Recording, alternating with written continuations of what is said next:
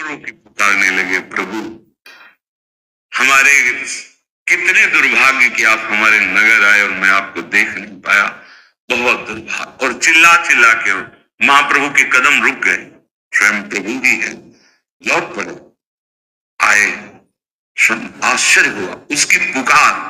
जो खास बात बता ले जा रहे उसे ध्यान देना। आए और जी देखा, महाप्रभु को देख के चिल्ला चिल्ला के और रोने लगा, बड़े करुणा में प्रभु, बड़े करुणा। महाप्रभु आए और उसे गले लगा, ओ नहीं प्रभु दूर रहो, बहुत गले से, जीव ही गले से लगाया। अब तो सब खत्म, कुष्ठ खत्म, पीप खत्म, सब। जानते उसने क्या कहा था महाप्रभु से? आप हमें वैसे ही करो। नहीं प्रभु नहीं, मुझे ये स्वस्थ शरीर नहीं चाहिए, सुंदर शरीर होगा, मुझे ये नहीं चाहिए, क्योंकि ये आपसे विमुख करके फिर विषयों में फंसा देगा, फिर मेरी दुर्गति होगी। नाथ मुझे पुनः वैसा ही कर दो जिससे मैं आपको पुकार पुकार कर रोते हुए शरीर त्याग।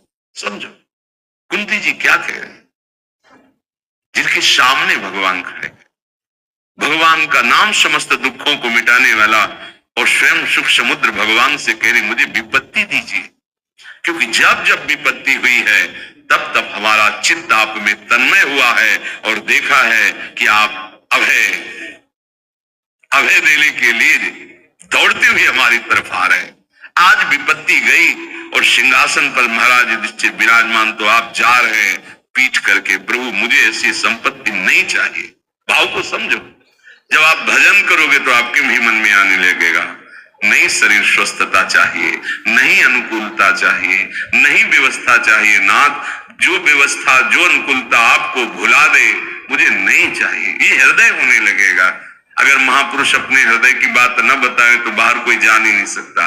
भाई जी कहते हैं जिस समय भयंकर पीड़ा का समय, तो आए युगल सरकार और बोले काहे को यहाँ दुख पा रहा है, चल मेरे साथ वृंदावन।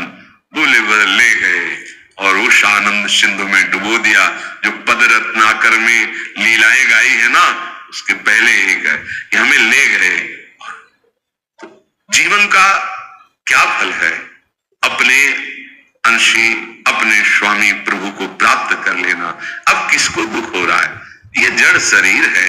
चैतन्य धन सच्चिदानंद प्रेम स्वरूप प्रभु ने मन को अपने में लीन कर लिया। अब दुख किसको रहा? बाहर देखने में आपको लगेगा शरीर बड़ा दुखी है, चल नहीं पा रहे, कष्ट है, ऐसा आपको लग रहा है। जो मन दुख का अनुभव करने वाला है वो तो परम सुख सिंधु में विलीन हो गया। ये बात समझनी, ये भक्ति मार्ग, ये परमार्थ मार्ग शरीर स्वस्थता के लिए नहीं है, स्वरूप स्थिति के लिए है। प्रारब्धानुसार दुख या सुख की परिस्थितियां आवे, उनको धैर्य पूर्वक भोग लो और भगवान की प्राप्ति करो। भगवत मार्ग के उपासक को शास्त्र, गुरुदेव, महापुरुषों की वाणी पर हमारा मन हमारा बुद्धि लगे, ऐसी तत्परता रहनी चाहिए।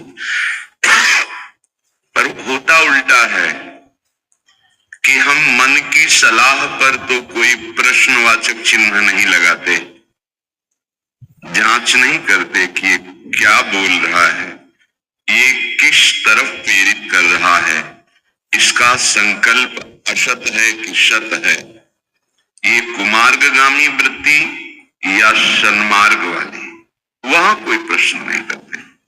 वो जो सलाह देता है हम स्वीकृति ही करते हैं, वो साधक नहीं होता। जो मन की सलाह पर प्रश्नवाचक चिन्ह नहीं रखता वो साधक नहीं होता, और जो गुरुजन और शास्त्र की आज्ञा पर प्रश्नवाचक चिन्ह लगाता है वो साधक नहीं होता। साधक श्रद्धा और विश्वास वाला होता है, इसलिए शास्त्र और गुरु की आज्ञा को अक्षरशः जैसा बोला वैसा ही आचरण में उतारना, और मन की सलाह पर हर समय प्रश्नवाचक चिन्ह लगा रहना चाहिए। ये राग पूर्वक या द्वेष पूर्वक, ये सन्मार्ग का या असत मार्ग का, ये चिंतन अंतर्मुख उपासक ही कर सकता है। जो बहिर्विषयों में विचरण करता रहता है वो तो भेद ही नहीं समझ पाता मैं का और अंतःकरण का। जो अपना स्वरूप है और अंतःकरण उसका अभेद भाव उसके हृदय में रहता है, इसीलिए वो जन्म मृत्यु नाना प्रकार के दुख शोक को प्राप्त होता है। पर जो उपासक होता है वो दृष्टा होता है, वो इनको देखता है, सदगुरु और शास्त्र की आज्ञा के अनुसार इनको चलाता है। पर जो विषयी होता है वो इनकी प्रेरणा पर कोई प्रश्न न करके सीधे जैसी तन्मयता हुई वैसे ही भोगों में उतर गया, चिंतन में उतर गया, संकल्प विकल्प में विचरण करने लगा। यहां सावधान होना है।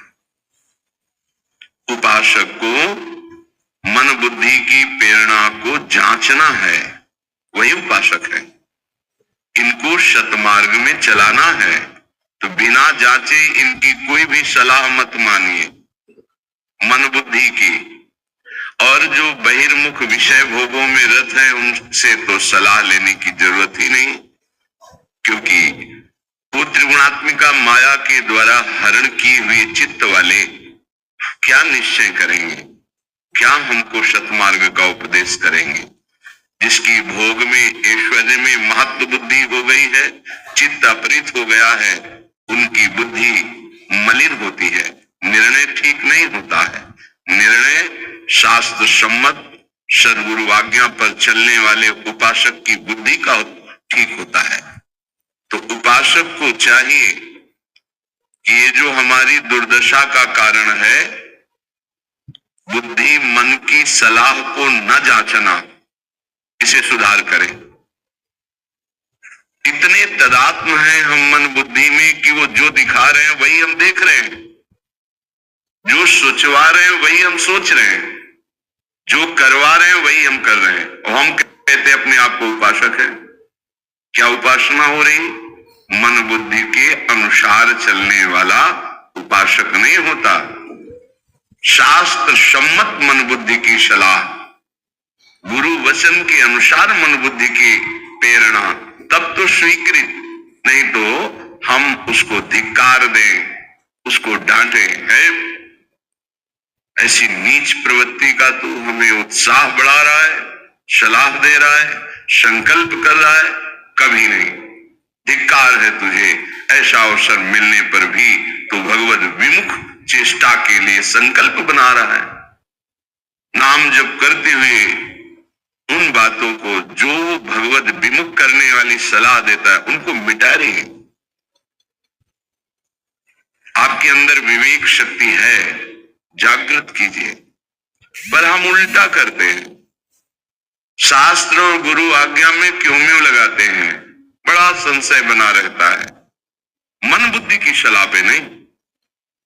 यही मन बुद्धि बहुत जन्मों से तुम्हें असत में फंसाए हुए है, उसकी सलाह पे प्रश्नवाचक चिन्ह नहीं, गुरुदेव की आज्ञा पर प्रश्नवाचक चिन्ह, शास्त्र की आज्ञा पर प्रश्नवाचक चिन्ह, जो तुम्हें जीवन मुक्त करने के लिए आदेश उपदेश कर रहे हैं। हृदय में प्रभु के प्रति पूर्ण समर्पण का भाव, उसके विरुद्ध चिंतन करने वाले मन बुद्धि को शासन में लेना, प्रतिकूलस्य वर्जनम। आराध्य देव गुरुदेव के प्रतिकूल चिंतन ही ना होने पावे, वो सच्चा उपासक है। व्यक्ति कभी गुरु नहीं हो सकता, गुरु कभी व्यक्ति नहीं हो सकता। परम तत्व ही गुरुदेव है, गुरुदेव ही परम तत्व है। बस ये मलिन त्रिगुणात्मिका माया के नेत्रों के कारण हम देख नहीं पा रहे, हम समझ नहीं पा रहे। तभी समझ पाएंगे। उनके वचनों पर हम इतना श्रद्धा विश्वास करें कि हमारे हृदय में ये सोच ही ना आवे कि क्या मेरे लिए सही है या गलत है। शास्त्र जो आदेश कर रहे हैं वो भगवान या भगवत प्राप्त ब्रह्म ऋषि हैं, जहां किंचन मात्र माया का कुहरा नहीं है। शुद्ध ज्ञान स्वरूप भास्कर एक एक वस्तु का वो ठीक निरीक्षण कर रहे हैं, कैसे बाधाओं को नष्ट किया जाता है, कैसे परम पद में आरूढ़ हुआ जाता है। महापुरुषों ने कृपा करके शास्त्रों में वर्णन किया है, भगवान ने कृपा करके वर्णन किया है। गुरुदेव उन्हीं शास्त्र सम्मत अनुभव को सहज सरल भाव से आपको परोस रहे हैं। आप बस पाइए और स्वस्थ हो जाइए, स्वरूप स्थित हो जाइए, निर्विकार हो जाइए। श्रीपाद प्रबोधानंद जी महाराज कह रहे हैं, अहह परम मग्नो सर्वसेतुर्ब्रज युवराज इहात्युदार भावः विहरति यदि राधयैव वृंदावन परम त्वयि मे तदा क्व चिंता हरि भक्ति महं न कामये मम मुक्ति प्रतिभाति सुक्तिवत् नयनेन निपीय राधिका रति कुंजै रति मंजुलम बनम। विश्वास, परम पद, आत्मसमर्पण, परम प्रेम, समझ लीजिए। हे वृंदावन धाम, मैंने सुना है कि आपकी गोद में प्रिया प्रीतम समस्त बंधनों को तोड़ करके महाप्रेम रस में निमग्न है। यहां सर्व सेतुर्ब्रजे, शास्त्र नियम विधि निषेध, जीव देहाभिमानी उसको मुक्त करने के लिए प्रभु की प्राप्ति जब हो जाती तो उपासक भी विधि निषेध परे हो जाता है।